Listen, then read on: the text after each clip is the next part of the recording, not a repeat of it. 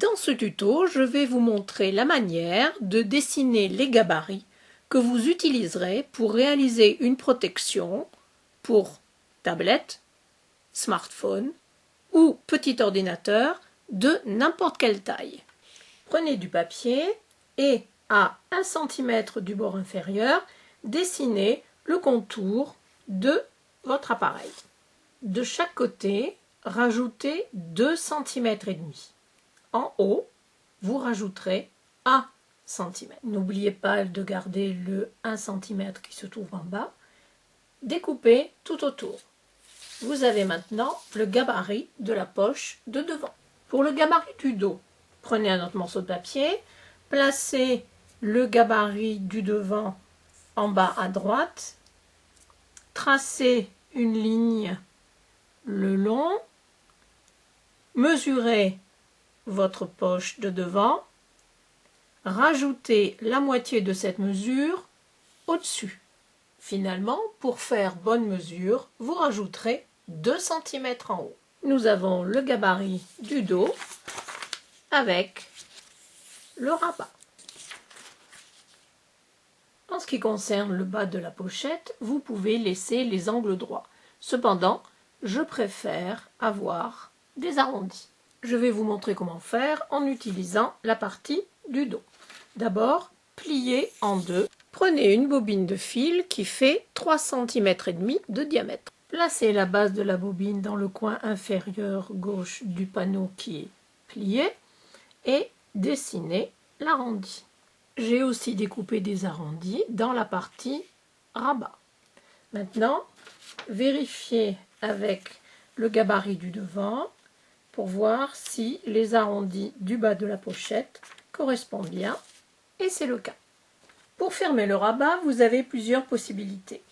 Bouton pression en résine.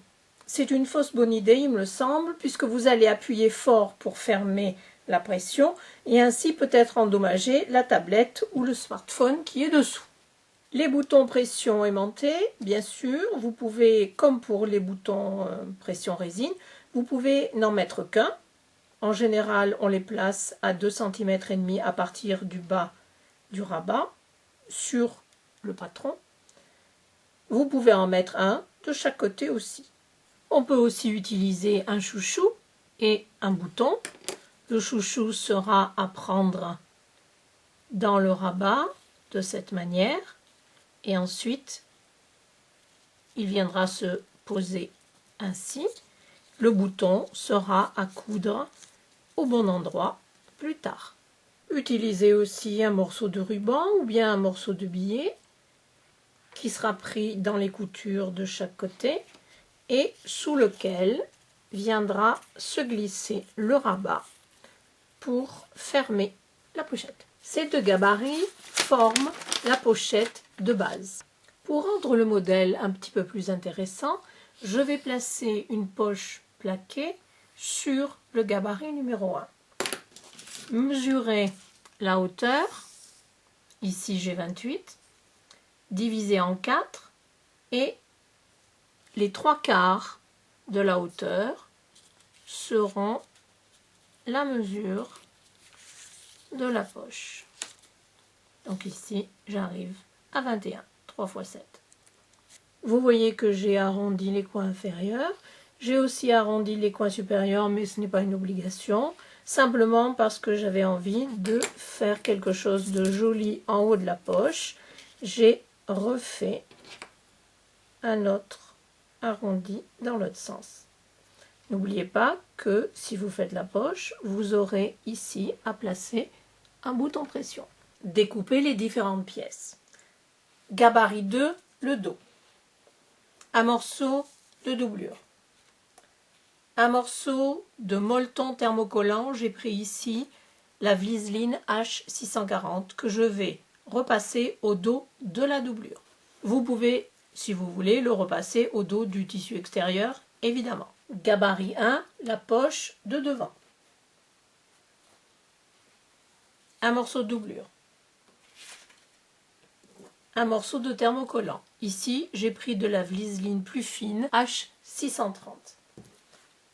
Un morceau de tissu extérieur. Gabarit numéro 3, la surpoche. Un morceau de doublure, un morceau d'entoilage thermocollant très fin que je vais repasser au dos du tissu principal pour lui donner un petit peu plus de rigidité. Une vue d'ensemble de toutes les pièces que nous allons coudre lors du prochain tuto. La surpoche, la poche principale dans laquelle se trouvera la tablette, et ensuite le tissu doublure et le tissu extérieur. Le rabat viendra se positionner ainsi. Je le fermerai avec un bouton pression aimanté.